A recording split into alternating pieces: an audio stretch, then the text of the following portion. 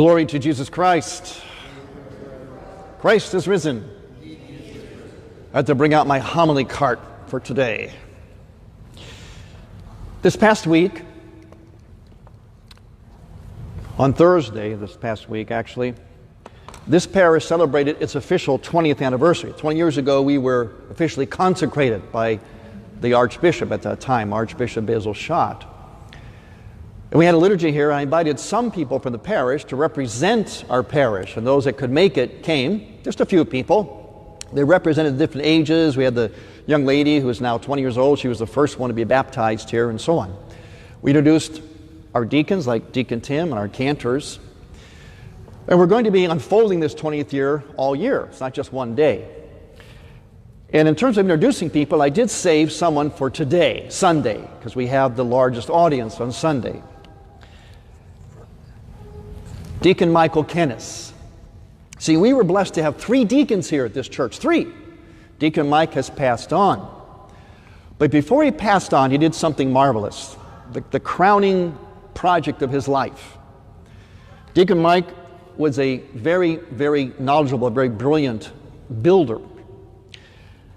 He was actually a chemist by trade, but he had a tremendous amount of experience in building. And he was the project manager for the building of this church. He and I worked very closely together. And because of Deacon Mike and his sacrifices and his commitment, he was able to build this church. And for those of you who know anything about building, this is very unusual. We came in or under budget. And this place was well built. I've been here for these 20 years. I know a lot about building myself. I built other churches as a pastor. And I know that there's oftentimes things you wish you could have done, should have done, and so on. That always happens. There's none of that here. None of that. And we did not go over budget. Thanks to this man right here, Deacon Mike. Now I can go on and on and on.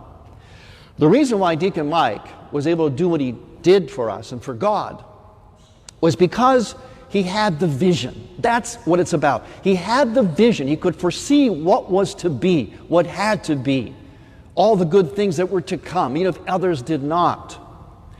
And having vision is the key to our faith.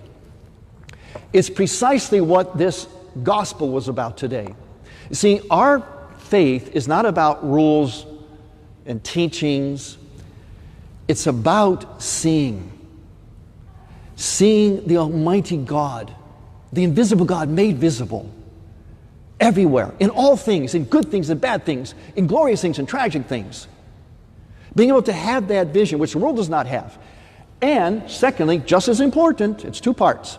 Once you have that vision, you then live according to that vision, which means you are a person with a great deal of wisdom and vision. You're able to see God, the goodness of everything. But also you're very vigilant. You have a keen eye to what is wrong, to what is evil. And we have the courage to live both, to live the glory of God, but also to stand up against what is wrong. And once again, in this gospel about someone receiving vision from God, once again, we have a story about the coronavirus. That's why I've been telling you all these weeks. These are not old history stories of gospel. These stories are about exactly what we're experiencing. Let me show you. In the first reading, I'm going to compare the 2 readings and what's going on today. What's going on today is there's a lot of evil. Oh yeah, there's a good deal, a lot of evil in this whole corona thing. In the gospel, put my glasses on. In the first reading, the Acts of the Apostles, the slave girl says this: "These men are servants of the Most High God, and they will make known to you a way of salvation." That was correct. But she wasn't doing it for the right reason. She was saying what was sweet and right. Who could argue? The apostles could argue. Why did they take that spirit away from her? Why did they get disgusted? Because they knew it wasn't true in her heart. In the gospel now, the Pharisees say about Jesus, "This man is not from God because he does not keep the Sabbath." Jesus cured the man on the Sabbath. So the Pharisees were protecting their faith. Can't argue with that either, right? They're being faithful. No one does things on the Sabbath. We're the righteous ones. We're protecting what is true. Now today, here, our government says this: we must save lives. We want everyone to be safe. That's why we have the lockdown. Now, back then, we go back to the Acts of the Apostles again, that story, they said this: these men, meaning the apostles, are agitators, disturbing the peace of our city. Furthermore, they are Jews, which means they advocate customs which are not lawful for us, Romans, to adopt or practice. Let's go to the gospel. The Pharisees say this: we know that this man, meaning Jesus, is a sinner. We are disciples of Moses. We know that God spoke to Moses, but we do not know where this one, Jesus, is from. Now let's go to today. Oh, this one's a humdinger. This is what our government's saying, meaning local governments, different people, experts in governments. These people are agitators, disturbing the peace of our cities. Sound familiar? Did you catch that? Listen. Put the coffee down. These people are agitators, disturbing the peace of our cities. Furthermore, they are Christians, which means they advocate against abortion, same-sex marriage, divorce, pornography, and contraception. Furthermore, they insist on gathering together in churches and infecting everyone. They give out bread and wine in ways that are unsanitary. Their priests touch people with oil on their fingers or put them into water with their germy hands. They even embrace one another. Sound familiar? Look at the continuity. So how did they end up? Let's go to the first story. How did it end up? The apostles are thrown into prison. How did it end up in the gospel? The man born blind, it was now miraculously cured, who could see and stood up for his belief, he was cast out of the synagogue. And today we are locked out of our churches. Here comes the haymaker. Ready for this? Indefinitely. Indefinitely. Says who? The Pope? God?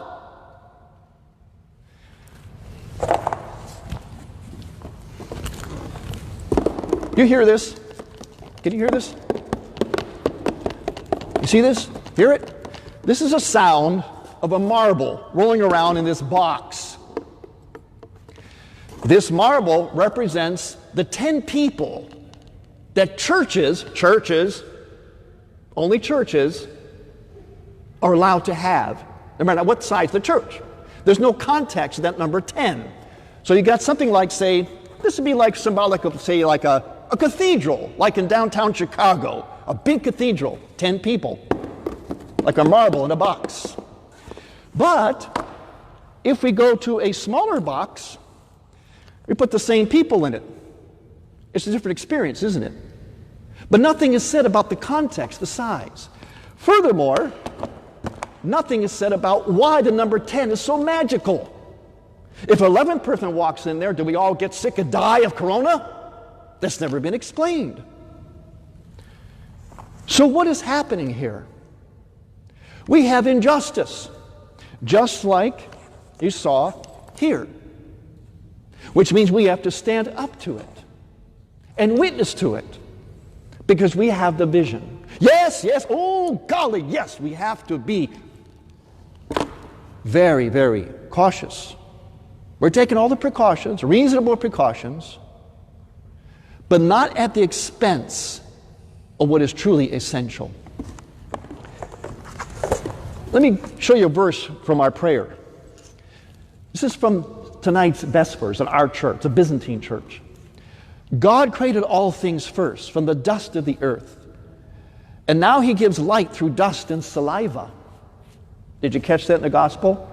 Jesus took his own saliva, he spit and made mud. Ew, golly, how contagious! Jesus Christ made spit and mud and stuck it in a man's eye. Golly! Do you know how to practice safe distancing? Whew. God created all things first from the dust of the earth, and now he gives light through dust and saliva. Today, from a mixture of spittle and dust, you recreate sight for the blind man. In times past, your fingers have created both clay and sight. Clay and sight. Today, the blind man receives both from you. Now he sees you, the gentle Son, play on the word Son, S-U-N, and Creator of all, who in your love has created and fashioned us. You know what happens in church between us and God? God created, as you just heard, clay. He created the earth. And He takes the things that He created, things, matter, physical things. He even incarnated Himself in those things. And He unites those things on earth, those material things, with the spiritual. So the way to communicate God, the way to put God within us, is not just by thinking about it or watching it on TV. It's about actually uniting our bodies with that Christ, with God, through physical things. That's why we use oils. That's why Jesus used clay and spittle. We need things to actually intimately unite with God. It's not enough to think about it or watch it. This isn't good enough, people. This has to stop. God is not able to communicate Himself, at least He chooses not to do it that way. He can do whatever He wants. But He chooses to do it through something incarnational, through something physical. That's what the sacraments are. The 7 sacraments of the church always have something physical, words, and a spiritual presence, a mystical presence going on. Those 3 things. You must have some substance. You've got to have oil. You've got to have water for baptism. You have to have the body and blood of Christ. No, the spiritual communion thing, if that was okay, God would not have bothered with the wine and the bread. He would just said, just think about me and I'll be inside of you. He didn't tell the blind man, go see. He took things that He created, the earth, and His own bodily fluid. Imagine His own bodily fluid, and put it together and hear the man. He just didn't do it with words. Neither does the church. Neither does God do it now. You see, people, this here, what's in here, is not poison. It's not going to ever kill you, except St. Paul says it could kill you if you receive it unworthily. Otherwise, it's not going to kill you. This isn't the problem. This is the solution. This is the cure.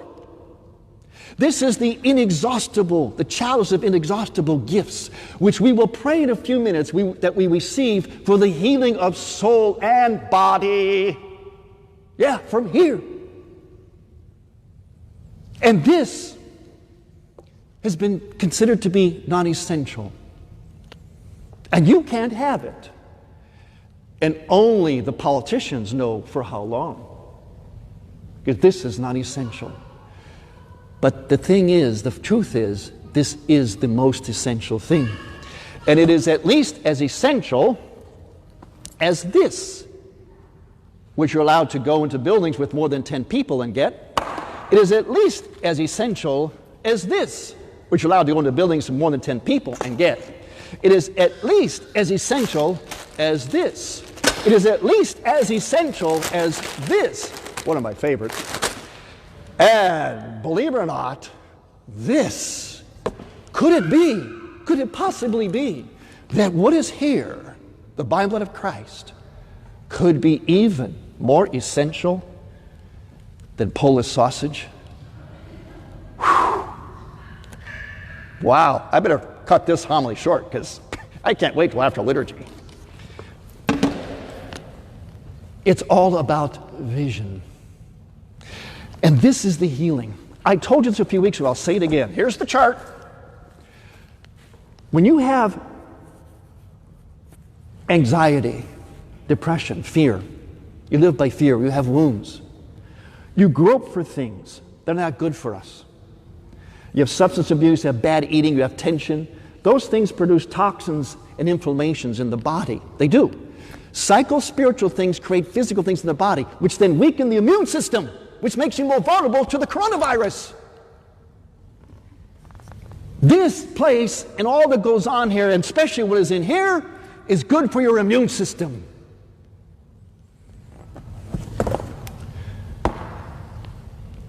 It is time to see that. It is time that we know that our eyes were touched like that blind man. Jesus touched him with clay and spittle. Yours were touched, if you were chrismated in the church, with sanctified oil, chrism. And the priest actually touched your eyes, like the blind man, which means your eyes are open to the truth. You have the truth within you. That gives you the right vision of life.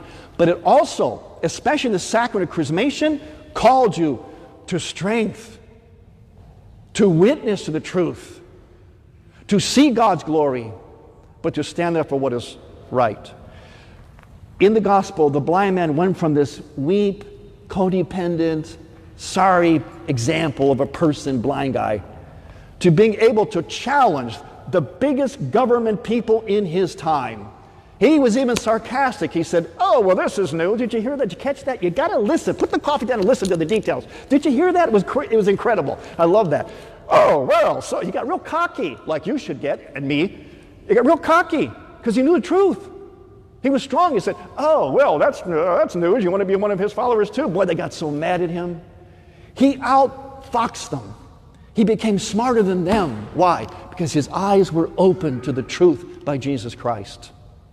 He was no longer afraid. So why are we? Why are we afraid to let something most essential be compromised for this?